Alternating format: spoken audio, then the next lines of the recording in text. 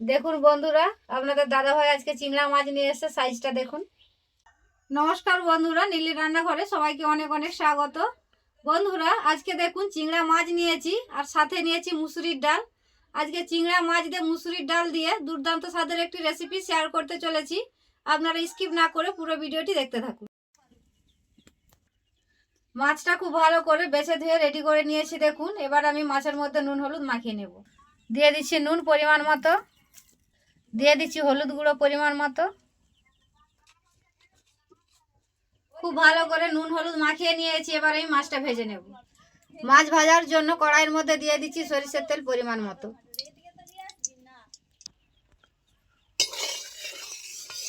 তেল খুব ভালো গরম হয়ে গেছে, এবার আমি মাছটা ভেজে নেব।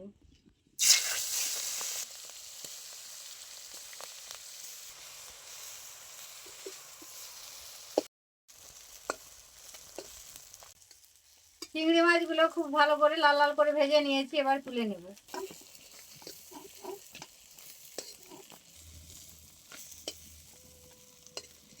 মাছ ভাজা তেলের মধ্যে আরো একটু সরিষার তেল দিয়ে আলুটা আমি ভেজে নেব।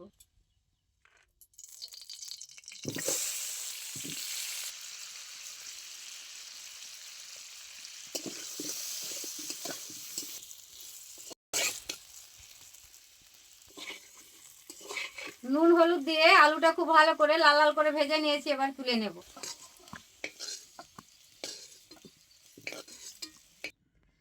আবারও কড়াইয়ের মধ্যে দিয়ে দিচ্ছি রান্নার জন্য সরিষার তেল পরিমাণ মতো। তেল খুব ভালো গরম হয়ে গেছে, এবারে ফোড়নে দিয়ে দিচ্ছি আমি দুটো তেজপাতা, দুটো এলাচ, অল্প গোটা জিরে। ফোড়নে খুব ভালো একটা গন্ধ উঠেছে, এবারে আমি দিয়ে দিচ্ছি পরিমাণ মতো পেঁয়াজ কুচি।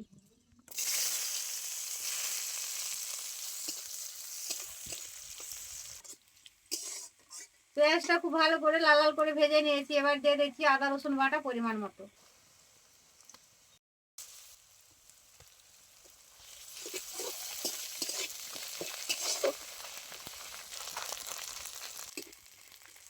পেঁয়াজ আদা রসুন খুব ভালো করে লাল লাল করে ভেজে নিয়েছি, এবার দিয়ে দিচ্ছি টমেটো কুচি।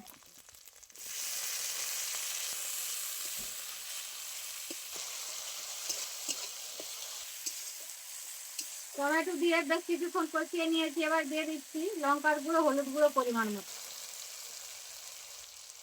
দিয়ে দিচ্ছি অল্প জল।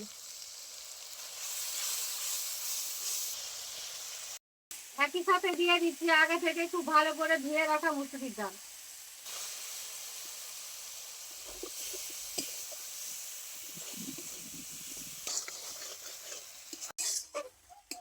মুসুরির ডালটা মশলার মধ্যে দিয়ে বেশ কিছুক্ষণ কষিয়ে নিতে হবে, যাতে মুসুরির ডালের মধ্যে কোনো হালিদাস না থাকে।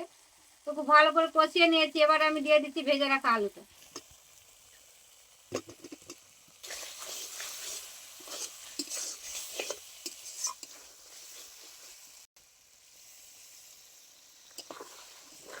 অল্প জল দিয়ে দিয়েছি, এবারে আমি 2 মিনিটের জন্য ঢেকে সেদ্ধ করে নেব।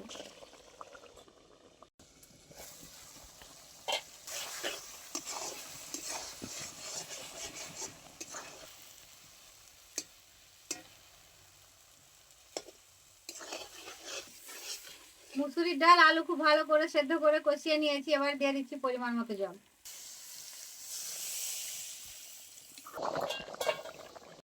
খুব ভালো করে ফুটিয়ে নিয়েছি, এবার আমি দিয়ে দিচ্ছি আগে থেকে ভেজে রাখা চিংড়ি মাছটা।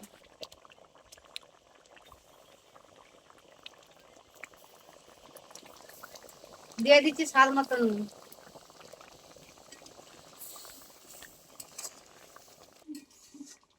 তো রান্নাটা আমার শেষের মাথায় হয়ে আসছে, আর কিছুক্ষণ ফুটিয়ে নামিয়ে নেব।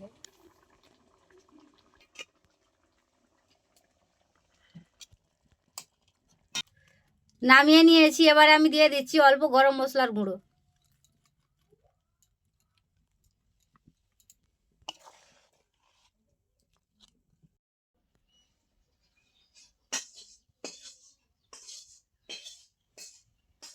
বন্ধুরা, আজকের এই রেসিপি আশা করছি আপনাদের কাছে ভালো লেগেছে।